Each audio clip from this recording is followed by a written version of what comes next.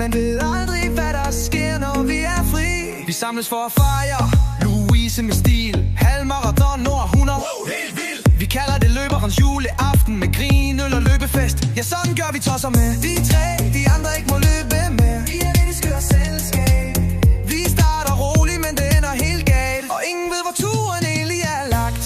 Oh yeah, lige siden den ene øl. Lige siden den ene øl.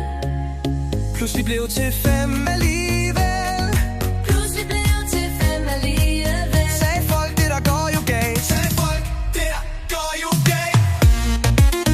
Oh yeah. Oh yeah. Lige siden ene øl. Pludselig blev til 5 alligevel. Sagde folk, det der går galt. Men så sagde vi i kor, det er først nu, det bliver rigtig sjovt. Det der vores egen sag, sådan er det jo i dag.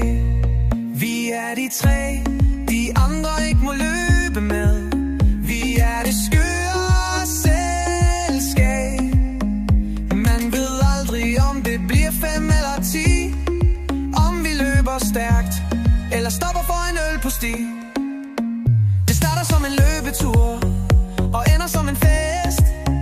Med grin, med kaos og historier, som ingen helt kan huske bedst. Vi løber, vi snubler, men vi finder værtshus og hygger vildt med vores